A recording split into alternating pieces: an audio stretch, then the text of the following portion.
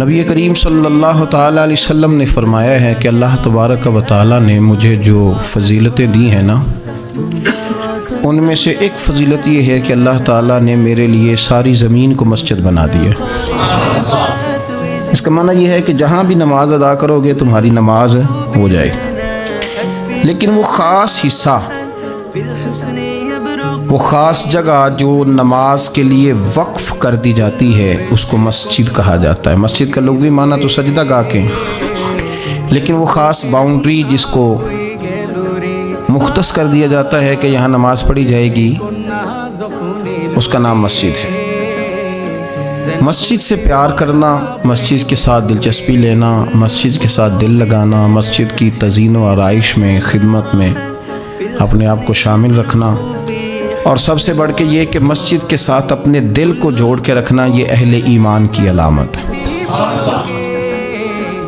مسلمان کا روحانی رشتہ اللہ اور اس کے رسول صلی اللہ علیہ وسلم کے ساتھ ہے۔ آپ کا جس آدمی کے ساتھ رشتہ مضبوط ہوتا ہے، آپ اس کے مکان کی طرف کھنچے چلے جاتے ہیں، کوشش کر کے جاتے ہیں کہ میرا بھائی سے ملنے کو دل کر رہا ہے، تو اس کی طرف توجہ ہو جاتی ہے، وقت نکالتے ہیں، ٹائم خرچ کرتے ہیں، پیسہ لگاتے ہیں، وہاں جاتے ہیں۔ بیٹی میں نے بیاہ دی ہے، اپنے گھر چلی گئی ہے، پر میرا ملنے کو دل کر رہا ہے، وقت فرصت سارا کچھ دیکھ کے وہاں پہنچ جاتے ہیں۔ اصل اس گھر جانا مقصود نہیں ہوتا، اصل تو بیٹی کی ملاقات مقصود ہوتی، اصل بھائی کا مکان دیکھنا مقصد نہیں، اصل تو بھائی کی ملاقات مقصد ہے۔ تو مسجد میں جب آپ آتے ہیں تو مقصود یہ ہے کہ میں اس جگہ جا رہا ہوں جسے رب کریم نے اپنا گھر قرار دیا ہے۔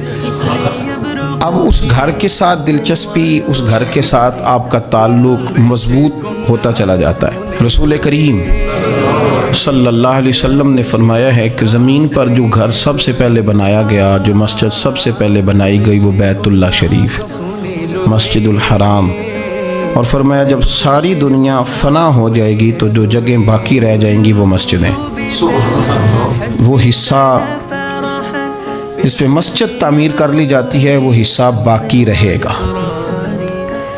مسلمانوں کے اندر جہاں چیزیں بڑی تیزی کے ساتھ پھیلی اور ہماری دلچسپیوں کا رخ جب اس کے دنیا داری کی طرف زیادہ بڑھا تو مسجد سے بھی تھوڑا سا لوگوں کا رجحان کم ہوا ہے۔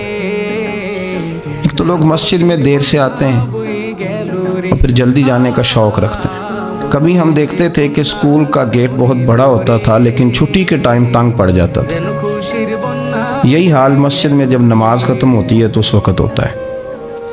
پتہ نہیں کتنے ضروری کام ہیں جو پیچھے ہیں، کون سی ایسی چیز ہے جو دھکیل رہی ہے۔ بچے تو اپنے آپ کو بڑی قید میں سمجھتے تھے اس لیے جایا کرتے تھے، لیکن مسجد سے اس تیزی سے نکلنا، نماز پڑھنے والوں کی نماز کا خیال نہ کرنا، کسی کی تکلیف کا احساس نہ کرنا اور شدت کے ساتھ وہاں سے نکلنے کی کوشش کرنا، اس عمل پر جب غور کیا جائے تو برے خیالات ذہن میں آتے ہیں۔ ایسی چیزیں ذہن کے اندر آتی ہیں جن کا ایک مسلمان کے حق میں ہونا ٹھیک نہیں۔ میرے نبی پاک صلی اللہ تعالیٰ علیہ وسلم نے ارشاد فرمایا، قریب محبوب فرمانے لگے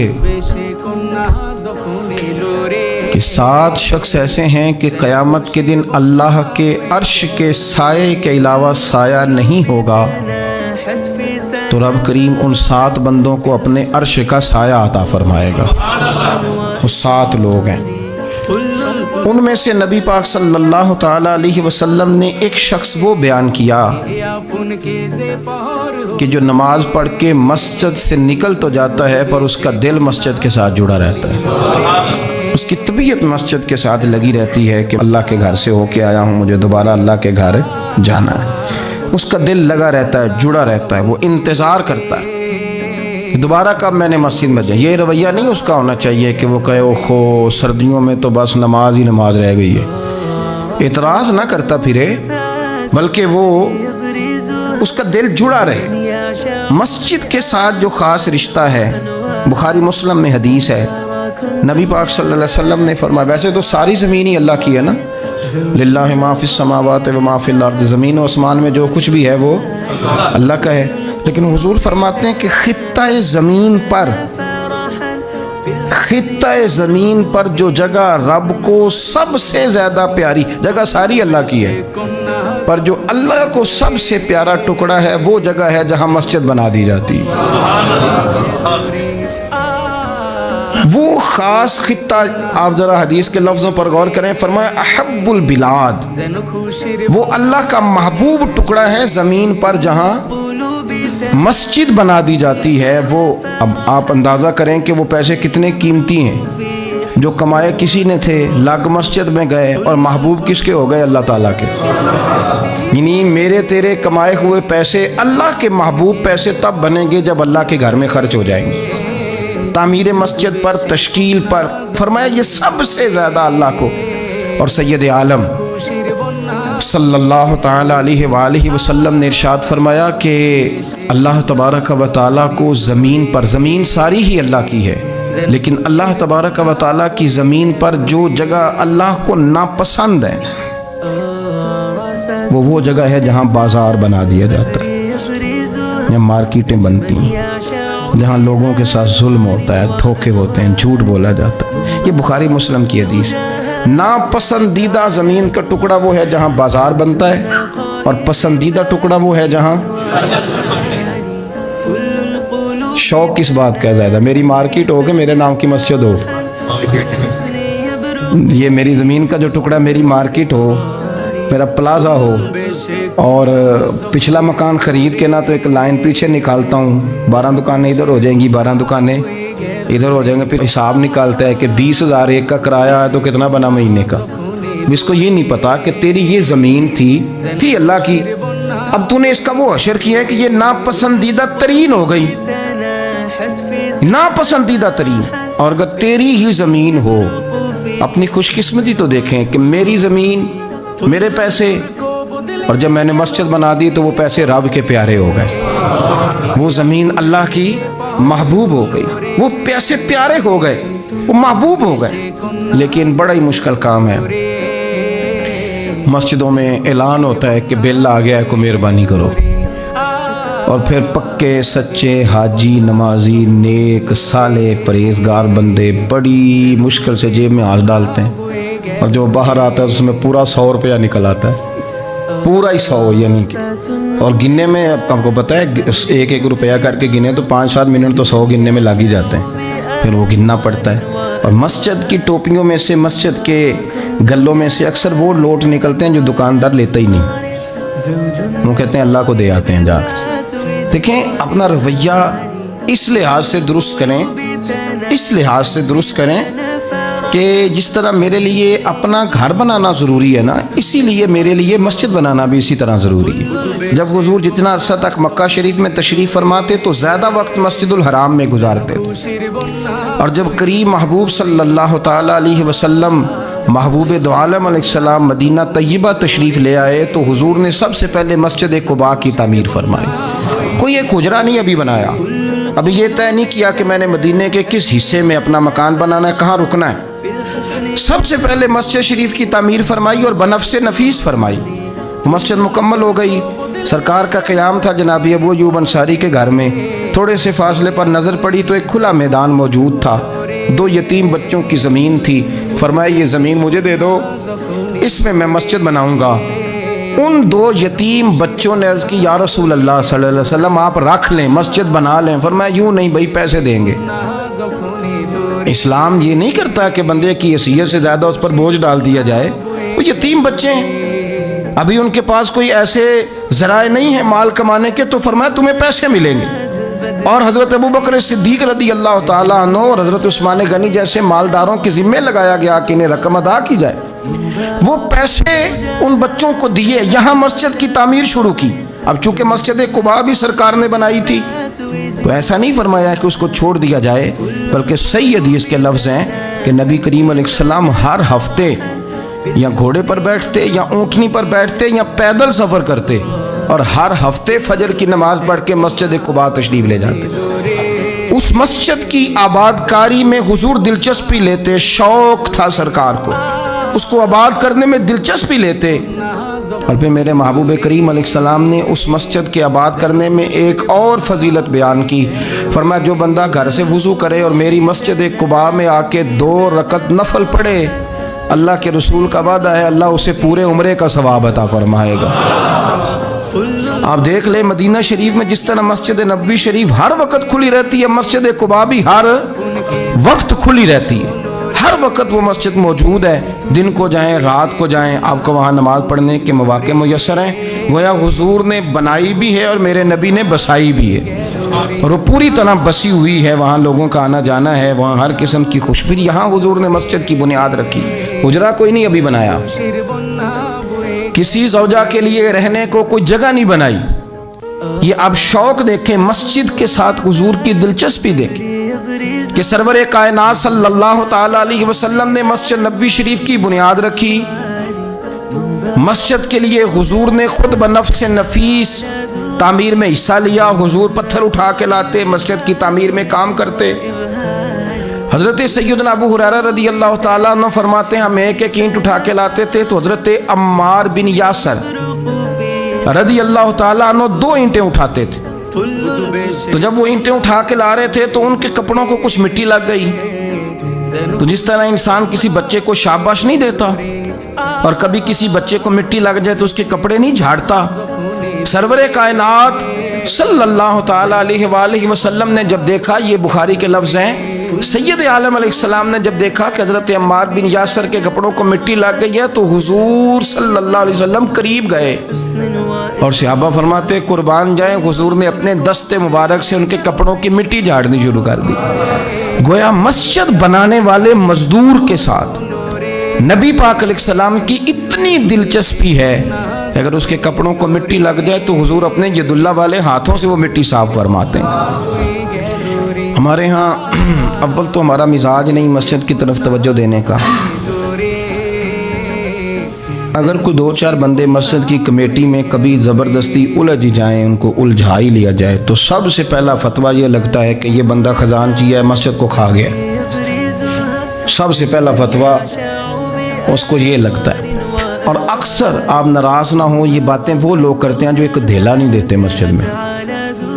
ان کو بڑی فکر ہوتی ہے دوسروں کے پیسوں کی، جی کہ اس نے پیسے دیے تھے تو یہ کھا گیا. مجھے بھی ایک دفعہ ایک جگہ میں گیا ہوا تھا تو ایک صاحب کہنے لگے جی اس مسجد میں بڑا فنڈ آیا پر فلانا بندہ کھا گیا ہے. تو اس سے بھی تھوڑا سا وہ یہ ہوتا ہے کہ جب آپ کسی کے خلاف بات کرتے ہیں تو سامنے والا آپ کو اپنی ہمدردی دے کے تو 1-2 بات اور کرتا ہے. میں نے اس سے کہا کہ آپ نے کتنے پیسے دیے مسجد میں؟ کہنے لگا جی کچھ میں نے بھی دیے. میں کہا چل پہلے تیرے تے دعا مانا وہ آ چلیے. کہنے جی نہیں وہ تو میں دے چھڑے. تو میں کہا پھر جنہ دیتے سن انہوں بھی دے ہی چھڑے کہ تم صاحب لینا ہے کہ اللہ لینا ہے. اتنا زیادہ ٹینشن لینے کی کیا ضرورت ہے آپ کو؟ اس بندے نے بھی مرنا ہے، قبر میں جانا ہے. میں کیا بھائی تیرے تے دعائیے نہ پیسے جڑے تیرے کھا گئے تو تے وصول کرنا تو باقیوں کے دیکھے جائیں گے. آپ کو یہ توفیق نہیں ہے کہ آپ تھوڑا سا آگے بڑھیں، کام دیکھیں، اخراجات دیکھیں، معاملات دیکھیں کسی بھی مسجد کے. آپ تنقید کر رہے ہیں کمیٹی پہ مفت کی اور اس کا نتیجہ کیا نکلتا ہے؟ مسجدوں میں جھگڑے ہوتے ہیں، فسادات ہوتے ہیں، دنگا ہوتا ہے. اور امام صاحب بیچارے انہوں نے بھی تو پھر کو پارٹی رکھنی ہوتی ہے، جینا تو ہے نا دنیا میں. وہ بھی پھر کبھی کبھی دیکھ لیتے ہیں کہ اب پارٹی پاری کیڑی ہے تو اس کی طرف وہ توجہ کر لیتے ہیں. پھر وہ بھی ایک نیا دنگا شروع ہو جاتا ہے کیونکہ مسجد میں امام اس نے رہنا ہے جس نے بندوں کو راضی رکھنا ہے، اس کی پابندی ہوتی ہے. ایک نے کہہ دیا تو کھل کے نماز پڑھا، سویرے ہی تو مزہ ہوتا ہے نماز پڑھن دا، تو دوسرا کہتا ہے قاری صاحب آپ تو فارغ ہیں، ہم نے تو ڈیوٹی بھی کرنی. مسجد کی آباد کاری میں آپ حصہ لیں، چیزوں کو دھیڑنے میں آپ کردار نہیں ادا کریں، کیونکہ مسجد اللہ کی رضا کے لیے. اور میرے نبی پاک علیہ السلام نے فرمایا جس نے اللہ کی رضا کے لیے مسجد بنائی اس نے اپنے لیے جنت میں مکان تعمیر کرا لیا ہے. شرط یہ ہے کہ اللہ کی رضا کے لیے پارٹی بازی کے طور پر مسجد نہ بنائے، رضا الہی کے لیے مسجد بنائے. اس نے اپنے لیے جنت میں مکان بنا لیا ہے. مسجد کے ساتھ دلچسپی ہونی چاہیے، مسجد کی صفائی کریں، مسجد کے ساتھ آپ دیکھیں کہ کون سا بلب خراب ہے اس بلب کو آپ چینج کر دیں. آ کے تنقید کر کے چلے جانا کہ فلانا بندہ فلانا کام نہیں کرتا، یہ تو بڑا آسان کام ہے، یہ تو آپ کسی سے بھی کرا لیں. یہ تو لیکچر ساری دنیا دیتی ہے کہ فلانا غلط ہے فلانا غلط ہے. چیزوں کو غلط کہنا، بندوں کو غلط کہنا یہ آسان ہے، لیکن غلط چیزوں کو ٹھیک کر لینا یہ مشکل کام ہے. یہ والا میرے بھائی فریضہ سر انجام دیں. کوشش کریں کہ مسجد کے آپ قریب آئے. حضرت تمیم داری رضی اللہ تعالیٰ عنہ میرے نبی کریم کے صحابی ہیں. انہوں نے نا سب سے پہلے مسجد میں آ کے چراغ جلایا تھا. اتنے راضی ہوئے میرے نبی پاک، اتنے راضی ہوئے، فرمایا تمیم تو نے مسجد میں چراغ نہیں جلایا، تو نے تو اپنی قبر روشن کر لی ہے. اور فرمایا تم نے تو مکمل نور حاصل کر لیا ہے، مکمل. اور خاص حضور نے ڈیوٹی لگائی سیدنا بلال حبشی کی. وہ مسجد کا خیال کرتے، مسجد پہ توجہ دیتے. مسجد نبوی میں کون سی چیز کہاں کس انداز میں کرنی ہے، حضرت بلال وہ خدمت سر انجام دیتے. نبی پاک علیہ السلام مسجد کے لیے مختلف اوقات میں مختلف احکام جاری کرتے. پہلے سرکار دو عالم صلی اللہ علیہ وسلم نے ایک دروازہ مخصوص کر دیا تھا. فرمایا بھئی ایک فیصلہ میرا یہ ہے کہ اس گیٹ سے صرف عورتیں آئیں گی، مرد نہ داخل ہوں. حضور نے وقف کر دیا عورتوں کے لیے. پھر ایک وقت ایسا آیا کہ نبی پاک صلی اللہ علیہ وسلم کے بہت سارے صحابہ نے، جن کے گھر مسجد کے بالکل ساتھ ساتھ تھے، انہوں نے مسجد کے اندر دروازے کھول لیے تھے، مسجد میں آیا کرتے تھے. اللہ کے رسول صلی اللہ علیہ وسلم نے فرمایا بھی اب جماعت کا وقت ہوتا ہے اور بالکل دروازہ مسجد کے اندر تم نے کھولا ہوا ہے تو کچھ چیزوں میں مشکل پیدا ہوتی ہے، لہذا سارے دروازے بند کر دو، ایک دروازہ کھلا رہے، اور وہ ہے جناب ابو بکر صدیق کا. وہ آج بھی کھلا ہے مسجد نبوی. اس کو وہ دروازے کو بند نہیں کرتے، کبھی ضرورت ہو تو وہ آگے کوئی کنات لگا دیتے ہیں. دروازہ وہ ہمیشہ کھلا رہتا ہے، اس لیے کہ اس کو میرے نبی پاک نے کھولا ہے. وہ دروازہ کھلا رہتا ہے. حضور نے مختلف اوقات میں مسجد کی تزئین و آرائش میں، اس کی وسعت میں دلچسپی کا اظہار کیا. حضرت بلال جھاڑو دیتے، آنے والے لوگوں کا خیال کرتے. مجھے کہہ لینے دیں، اس کو سیاسی نہ رہنا سمجھیں، مجھے کہنے دیں اور میں بہت ساری احادیث اور بہت ساری سیرت کی کتابوں کا نچوڑ ایک جملے میں بیان کرتا ہوں. مسجد نبوی ایک پارلیمنٹ ہاؤس کا درجہ رکھتی تھی. اسی میں سارے فیصلے ہوتے تھے، اسی کے اندر کافروں کے ساتھ جو معاملات تھے وہ طے ہوتے تھے، اسی میں ہر چیز سیٹ ہوتی تھی مسجد کے اندر. ہماری سیاست ناپاک اس لیے ہوئی ہے کہ ہم نے مسجد سے باہر نکال دی. جب تک یہ مسجد کے اندر تھی وضو کر کے لوگ بیٹھتے تھے، قرآن پاک کی آیات بیان کر کے اپنا موقف بیان کرتے تھے. بڑا صاف ستھرا نظام چلتا تھا. امیر المومنین کا پارلیمنٹ ہاؤس مسجد ہوتی تھی. وہ مسجد میں بیٹھ کے سارے کام کرتے تھے اور مسجد کے پاکیزہ ماحول کے اندر سارے کام مکمل کیے جاتے تھے. حضرت سیدنا بلال حبشی کی ڈیوٹی تھی. جن لوگوں نے مسجدیں بنائی ہوتی ہیں ان کو مسجدوں سے پیار بھی بڑا ہی ہوتا ہے. اور میں اکثر آئمہ مساجد کو میں نے دیکھا ہے. امام صاحب نہ بیچارے پہلے انہوں نے بندہ تلاش کرنا ہوتا ہے جو ان کی جگہ پہ نماز پڑھائے، پھر انہوں نے کہیں جانے کا وعدہ کرنا ہوتا ہے، پھر وہ 15 فون کرتے ہیں، فلانے کے پاس چابیاں وہ لے کے جماعت کرا دینا. بڑا پیار کرتے ہیں مسجد سے، بڑا. لیکن اس بیچارے کا ایک قدم بھی مسجد میں پکا نہیں ہوتا. سارے نمازی غلطی کر لیں، بھول جائیں تو بچ جاتے ہیں، ان کو کوئی مسجد سے نہیں نکالتا. لیکن امام کبھی کسی موقع پر کسی بھی جگہ وہ 2-4 جگہ پہ چھٹی کر لے، کوئی غلطی کر لے تو فارغ ہو جاتا ہے. حالانکہ سب سے زیادہ دلچسپی اس کی ہوتی ہے مسجد کے ساتھ.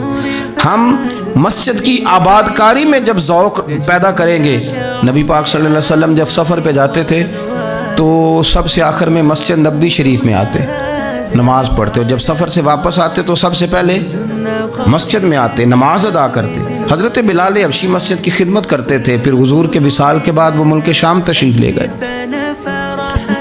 وہاں انہوں نے وقت گزارا. حضرت عمر فاروق رضی اللہ تعالیٰ عنہ جب ملک شام کے دورے پر تشریف لے گئے اپنے دور خلافت میں، تو کہتے ہیں میں جناب بلال حبشی سے ملنے گیا تو کہتے ہیں حضرت بلال نے سب سے پہلے مجھ سے پوچھا کہ بتاؤ میرے نبی پاک کی مسجد کا کیا حال، وہ فلاں کونے کی کیا پوزیشن ہے، فلاں جگہ اب کیا حالات، وہ فلاں جگہ سیدہ عائشہ کے حجرے کے پاس فلانا کام ہونے والا تھا، اس کی کیا پوزیشن ہے. ایک ایک چیز کے بارے میں پوچھا. کیا خوبصورت فرمان ہے حضرت عبداللہ ابن مسعود کا. آپ فرمایا کرتے اللہ کا کوئی بندہ جب مسجد میں کسی مخصوص جگہ نماز پڑھتا ہے نا تو جب وہ کچھ دن نہیں آتا تو مسجد اس کا انتظار کرتی ہے، مسجد اس سے ڈھونڈتی ہے، مسجد پوچھتی ہے وہ کدھر گیا، قربان جاؤں.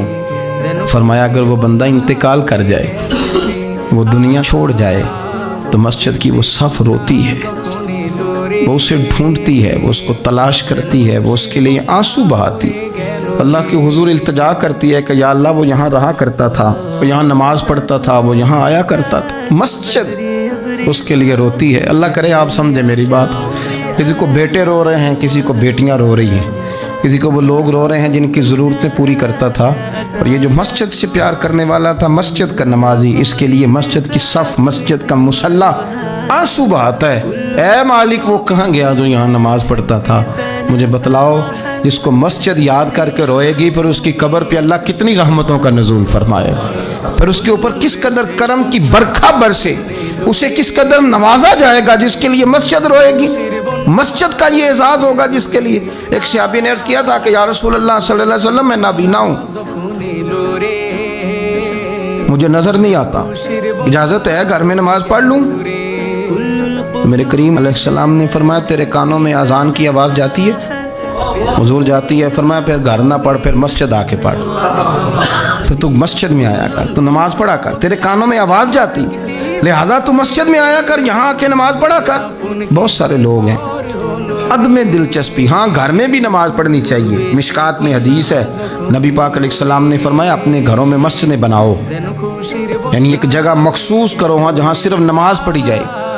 فرمایا اپنے گھر میں مسجد بناؤ اور کچھ حصہ نماز کا گھر میں بھی پڑھا کرو, کچھ نوافل, کچھ سنتیں, کچھ حصہ گھر میں بھی نماز کا پڑھا کرو. فرمایا اپنے گھر کو قبرستان نہ بناؤ. اس کا مطلب ہے جس گھر کے اندر نماز نہ پڑھی جائے بالکل, اس گھر میں سارے زندے لوگ بھی رہتے ہوں تو گھر قبرستان ہے. یہ حضور کا فرمان ہے کہ سارے لوگ زندے ہیں, ہنستے ہیں, بستے ہیں, کھیلتے ہیں, اٹھتے ہیں, پر 2 رکعتیں نماز نہیں پڑھی جاتی, وہ قبرستان ہے. حضور نے فرمایا قبرستان ہے.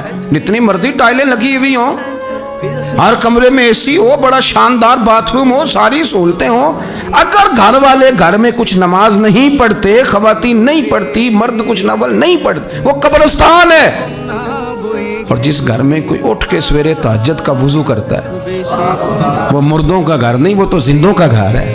بچوں کو تکلیف تو ہوتی ہے جب سویرے بوڑھے اٹھ کے تہجد کا وضو کرتے ہیں, کیونکہ ان کے سونے کا ٹائم ہی وہ ہوتا ہے جب بابے اٹھ جاتے ہیں. بابا جی سویرے اٹھ کے وضو کر رہے ہوتے ہیں تو بچہ تنگ ہوتا ہے. دیکھو جی مطلب چونکہ اس نے جو سونا ہی اس وقت ہے جب دنیا کے جاگنے کا وقت ہے, لیکن اس کو پتہ نہیں جب تیرے گھر میں کوئی تہجد کا وضو کرتا ہے تو رب راضی کتنا ہوتا ہے. ہو سکتا ہے تیری بھی بڑی خطائیں اس کی وجہ سے معاف ہو جاتی ہوں. اس کا بوڑھا باپ, اس کا دادا, اس کا نانا سویرے اٹھ کے نماز پڑھنے لگا. ہم کیوں نہیں اس بات کو سمجھتے کہ مسجد کے ساتھ ہماری دلچسپی, اللہ کے گھر کے ساتھ ہمارا تعلق. میرے نبی کریم صلی اللہ تعالی علیہ وسلم نے فرمایا میں نے جنت کے اندر دیکھا کہ کس عمل کا ثواب زیادہ ہے, تو فرمایا میں نے سب سے زیادہ اجر والے جو اعمال دیکھے ان میں ایک عمل یہ ہے کہ جو بندہ مسجد کی صفائی کر کے کچھ کوڑا مسجد سے باہر نکال دے گا, رب کریم اسے جنت میں بڑا درجہ عطا فرما دے گا. لیکن یہ تو کام کرے گا کوئی غریب آدمی, ناراض نہ ہونا. مسجد میں جھاڑو دے گا کوئی. میں نے اپنے لاہور والے سارے پیر بھائیوں کو بلایا تھا, کچھ دن ہوئے, میں نے ان کو نصیحت کی تھی کہ آپ اپنے علاقے کی مسجد کی صفائی کیا کریں, اور ساتھ میں نے انہیں کہا تھا کہ یہ میرا اپنے حکم سمجھنا ہے کہ مسجد کے انتظامی معاملات میں مداخلت نہیں کرنی. اپنی مسجد محلے کی میں جائیں اور جا کے جھاڑو دیں. بابا فرید صاحب رحمۃ اللہ علیہ فرمایا کرتے تھے جو چاہتا ہے اس کے دل کو سکون ملے تو وہ اللہ کے گھر میں جھاڑو دیا کرے. اور خود اپنے آپ سے کہا کرتے تھے اٹھ فریدہ ستیا, جھاڑو دے مسیت, تو ستیں رب جاگدا تیری ڈاڈے نال پرید. مسجد کی صفائی کر. لیکن یہ بھی غریبوں کے حصے میں آیا. امیر بندہ تو 50,000 روپیہ دیتا ہے مسجد میں, کہتا ہے واکر خرید لو. پھر اس کے بعد قاری صاحب سے آ کے کہتا ہے کہ تو واکر لے کے دیتا سی, صفائی کیوں نہیں کراندے؟ تو اگر کوئی غریب آدمی ذرا ڈرتے ڈرتے لقمہ دیتا ہے تگڑے بندے کو, ڈرتے ڈرتے وہ اسے کہہ ہی دے نا کبھی کہ قاری صاحب کو صفائی نہیں کرائی دی. تو پھر امیروں کے پاس ایک اور بھی جملہ ہے, وہ کہتے ہیں انہیں کہڑا آپ کرنی بالا کو نہیں کرانی, تو میں کہ تسی اپنے بالا کو کرا لو, لیاؤ بالا نال. وہ نہیں کرتے صفائی. اگر آپ کے بچے آپ کے کہنے پہ صفائی نہیں مسجد کی کرتے تو قاری صاحب کے کہنے میں کب صفائی کریں گے؟ قاری صاحب کے پاس بھی بچوں کی اماں آ جاتی ہے, وہ آ کے کہتے ہیں مولوی تو 8,000 کا ہے اور میرا بچہ 1.5 کروڑ کا ہے, میرے سے پیسے لے کے صفائی والا بندہ رکھ لے, میرا بچے نے اسکول جانا ہوتا ہے, سبق سنانے آتے ہیں کہ صفائیاں کرنے آتے ہیں. کہاں ہیں وہ لوگ گئے جو توجہ کے ساتھ مسجد سے پیار کرتے تھے, جن کا ذوق ہوتا تھا, جن کو شوق تھا کہ وہ مسجد کے ساتھ اپنی دلچسپیوں کو برقرار رکھیں گے اور دور سے چل چل کے مسجد کے قریب آئیں گے، طبیعت ہی نہیں، دل ہی نہیں۔ وہ بندہ جس نے 50,000 روپیہ دیا وہ جھاڑو کو ہاتھ لگائے، توبہ توبہ توبہ توبہ، وہ کوئی کام کر لے، ہو ہی نہیں سکتا، سوال ہی نہیں پیدا ہوتا۔ وہ تو آ کے کہے گا جاتی دفعہ، کہہ جائے گا کہ وہ ذرا فلانی جگہ کو بھی صاف کرا دے، وہاں بڑا برا حال تھا۔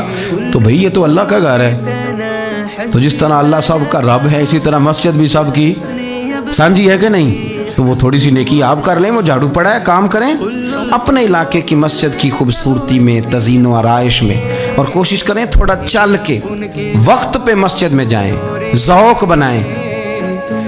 ایک قبیلہ تھا مسجد نبوی شریف سے تھوڑا دور رہتے تھے وہ لوگ، تو نبی کریم صلی اللہ تعالیٰ علیہ وسلم کی مسجد کے دائیں بائیں نا کچھ مکانات خالی ہوئے، تو مالکوں نے یہ کہا کہ ہم یہ مکانات بیچیں گے۔ ان کو دور سے آنا پڑتا تھا، تو انہوں نے ارادہ کیا کہ یہ قریب کے جو مکانات ہیں یہ ہم خرید لیتے ہیں۔ نبی کریم صلی اللہ تعالیٰ علیہ وسلم کو خبر ملی کہ بنو سلیم قبیلے کے وہ لوگ یہ مکان خرید رہے ہیں تاکہ ہمیں مسجد کا قرب نصیب ہو جائے، دور سے چل کے آنا پڑتا ہے، وہ قریب آ جائیں گے تو ذرا مسجد میں حاضری ہماری آسان ہو جائے گی۔ حضور نے انہیں بلا لیا، فرمایا تم مکان خریدو تمہاری مرضی، نہ خریدو تمہاری مرضی، پر ایک بات سن لو، تم جتنے قدم چل کے آتے ہو نا، رب کے فرشتے تمہارے قدم لکھ لیتے ہیں، تمہارے قدم لکھے جاتے ہیں، تمہارے قدم 2 دفعہ حضور نے فرمایا، حدیث میں موجود ہے، 2 دفعہ تمہارے قدم لکھے جاتے ہیں۔ وہ لوگ بڑے مشتاق تھے اللہ کے بارگاہ سے اجر کے آنکھیں کھول، حضور فرشتے ہمارے قدم لکھتے ہیں، رب کو دکھاتے ہیں کہ اتنے قدم چل، ہاں ہاں تمہارے قدم لکھے جاتے ہیں۔ کہا یا رسول اللہ ہم نے نہیں قریب آنا، ہم دور ہی ٹھیک ہیں، ہم چاہتے ہیں ہمارے زیادہ قدم لکھے جائیں، زیادہ قدم، ہم دور سے چل کے آیا کریں گے۔ شعر یاد آ گیا ہے کسی درویش کا، اس نے کہا تھا کہ گو سنا تھا آستانہ یار دور ہے، پر ہم نے بھی ٹھان لی تھی کہ جانا ضرور ہے۔ رسول کریم صلی اللہ تعالیٰ علیہ وسلم کے غلاموں نے مسجدیں بنائیں، مسجدوں کے ساتھ دلچسپی کا رویہ رکھا، مسجد کے ساتھ ان کی وابستگی بڑی مضبوط رہی۔ میں نا مسجد نبوی شریف میں بیٹھا تھا، تو بہت زیادہ شہرت بھی کئی دفعہ بہت سارے مسائل کو بھی جنم دیتی ہے، تو کچھ ایسی جگہیں ہوتی ہیں جہاں آپ کو خود ادب کے ساتھ جانا چاہیے، وہاں زیادہ جھمگٹے، لوگوں کا آنا جانا، ہاتھ چموانا ویسے ہی تھوڑا ادب کے خلاف لگتا ہے، تو کوشش ہوتی ہے کہ ذرا وہاں کوشش کی جائے کہ ذرا چپکے سے کوئی کام ہو جائے، لیکن پیار کرنے والے تو پھر مل ہی جاتے ہیں نا ہر جگہ۔ مسجد نبوی شریف کی صفائی کرنے والے لوگ میرے پاس آ کے بیٹھ کے کہنے لگے آپ سے فوٹو کھنچا لیں، تو مجھے ایک شعر یاد آ گیا کسی درویش کا، اس نے کہا تھا طیبہ کے سارے خادم پہچانتے ہیں مجھ کو تو خبر نہیں تھی میں اس قدر بڑا ہوں۔ میں نے کہا جی کھنچوا لیں، ان میں ایک شخص بولا، کہنے لگا پیر صاحب آپ سے ایک بات کرنی ہے۔ میں نے کہا کریں۔ کہنے لگا میرا نا تنخواہ بڑی تھوڑی ہے، بلدیہ کا ملازم ہوں، تھوڑی سی تنخواہ ملتی ہے، میرا ارادہ تھا چھوڑ جاؤں، روز پروگرام کرتا تھا کہ پاکستان جا کے کوئی کام کر لوں گا۔ پھر میں نے آپ کی ایک تقریر سنی، میں نے کہا وہ کون سی؟ کہنے لگے آپ نے بتایا ہے کہ بخاری میں حدیث ہے ایک بی بی مسجد کی صفائی کرتی تھی، بیمار ہو گئی تو حضور تیمارداری کرنے جاتے تھے، اور جب اس کا رات کو انتقال ہوا صحابہ نے حضور کو تکلیف دینا بہتر نہ سمجھا، دفن کر دیا، تو نبی کریم نے سویرے فرمایا مجھے بتاؤ اس کی قبر کہاں ہے؟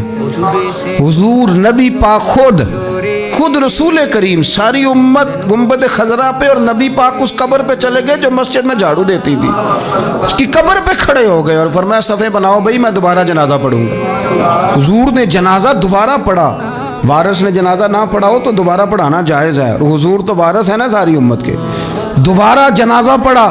کہنے لگے وہ میں نے آپ کی زبان سے کہیں وہ روایت سن لی تھی، تو 3 بجے ہوئے تھے رات کے پاکستان میں، سارے سو رہے تھے، پر میں نے گھر فون کیا، میں نے کبھی تنخواہ جنی جی نیچی گزارا کرنا دے، میں تو بڑے کام لگا ہوں سرکار کی بارگاہ میں، یہاں مسجد کی صفائی کرتا ہوں، میری تو بڑی شان بنے گی اگر رسول کریم اس بی بی کی قبر پہ تشریف لا کے مہربانی کرتے ہیں، تو مجھے امید ہے میرے اوپر بھی رحم فرمائیں گے۔ تو تنخواہ تھوڑی صحیح پر نصیب تو بڑا اونچا ہے نا، تو میں کوشش کرتا ہوں کہ یہ تعریفیں چھپا کے رکھی جائیں، پر میں نے اسے کہا میں کہ تھوڑا اونچی بول، اور ذرا گنبد شریف کی طرف منہ کر کر کے بات کر، تاکہ گواہی ہو جائے نا، گواہی ہو جائے۔ عرش پہ تازہ چھیڑ چھاڑ، فرش پہ طرفہ دھوم دھام، کان جدھر بھی لگائیے تیری ہی داستان، کان جدھر بھی لگائیے تیری ہی او یارو، بڑا خوش بخت نہیں وہ آدمی جس کو اللہ تبارک و تعالیٰ کے گھر کی حاضری کا یہ موقع نصیب ہو، وہ تھوڑا ذوق بنائے، وہ مسجد میں جائے، مسجد کے ساتھ پیار کرے، مسجد کے ساتھ اس کی دلچسپی ہو، مسجد میں وہ چراغ جلائے، مسجد میں وہ جھاڑو دے، وہ مسجد کی صفائی کا خیال کرے، وہ دیکھے کون سی چیز ہے مسجد کی جو صحیح ہونے والی ہے اس کا خیال، اور بڑا ہی خوش بخت ہے۔ آپ یقین کریں مجھے سب سے زیادہ اس بندے سے پیار ہے جس کو فکر رہتی ہے کہ ٹائم ہو گیا میں نے مسجد کھول لی۔ کچھ ائمہ مساجد، کچھ مؤذنین، کچھ جن کے پاس چابیاں ہوتی ہیں، میں نے دیکھا ہے بڑے وقت پہ جائیں گے، مسجد کھولیں گے، صفے بچھائیں گے، یہ بڑے خوش بخت لوگ، یہ میرے نبی پاک کے پیارے ہیں، یہ رسول اللہ صلی اللہ علیہ وسلم اپنے اپنے علاقے کی، محلے کی مسجد سے پیار کریں، وہاں آپ ڈیوٹی کریں۔ ہمارا نہ جو بندہ ڈیوٹی کرتا ہے وہ نہ کچھ سربراہی بھی لینا چاہتا ہے، بغیر سربراہی کے ڈیوٹی کریں۔ دیکھیں آپ وہاں کیا خدمت سر انجام دے سکتے ہیں، کس طرح کر کے آپ اپنا کردار، آپ کی طبیعت بڑی ٹھنڈی رہے گی۔ آپ اللہ کے گھر سے پیار کریں گے تو اللہ آپ کے گھر کو آباد کرے گا، آپ کو بڑی ساری برکتیں، بڑی ساری سعادتیں ملیں گی، بڑی ساری نعمتیں آپ کو میسر آئیں گی۔ ایک دفعہ میں یہاں نماز پڑھ کے تھوڑا تھوڑا میں کبھی جب میں خود جماعت کرایا کرتا تھا شروع میں، تو میں یہاں تھوڑا سا گھومتا تھا کئی دفعہ باہر گلی میں، تو 15-20 دنوں کے بعد ایک بابا جی کبھی آتے تھے تو 10 روپے 15 روپے باہر گلے میں ڈال کے چلے جاتے تھے، تو میں جانتا نہیں تھا، 2-3 دفعہ نظر پڑی تو مجھے تھوڑا سا ذہن بنا کہ یہ بزرگ کون ہے۔ میں نے ایک دن ان سے کہا بزرگوں آپ اکثر آتے ہیں اور 10-15 روپے آپ گلے میں ڈالتے ہیں اور آپ چلے جاتے ہیں، پھر جدھر سے آپ آتے ہیں، یہاں تو نا بندہ رستے سے گزر رہا تھا تو جاتی دفعہ مسجد نظر آئی تو اس نے کچھ ڈال دیا تو واپس لوٹ جاتے ہیں۔ کہنے لگے مولوی صاحب میرا ایک ذہن ہے کہ ہر مسجد میں میرے نام کی ایک اینٹ لگ جائے، اور میرا ذہن ہے، میں غریب سا بندہ ہوں، زیادہ پیسے میں دے نہیں سکتا، تو میں نے مسجدیں رکھی ہوئی ہیں، تو میں ہر مہینے ہر مسجد میں جتنی میں نے رکھ لیا میں جاتا ہوں، تو اپنے حصے کی میں اس میں جو میرے سے ہو سکتا ہے میں کتنا اچھا ذوق ہے، کتنی اچھی طبیعت ہے۔ کوئی ضروری ہے کہ آپ کے پاس 15 لاکھ روپیہ ہو، آپ الگ سے ایک مسجد بنائیں، پٹی لگوائیں، تبھی کام چلے گا؟ ان بزرگوں کے 10 روپے سے شاید پوری اینٹ بھی نہ لگتی ہو، لیکن ایک دلچسپی کا اظہار تو ہوا نا، مسجد کے ساتھ وابستگی تو نظر آئی نا۔ تو آپ اپنے علاقے کی مسجد کے ساتھ پیار کریں، اس کا قرب اختیار کریں، اس کے قریب جائیں۔ اللہ ہمیں سمجھنے کی توفیق عطا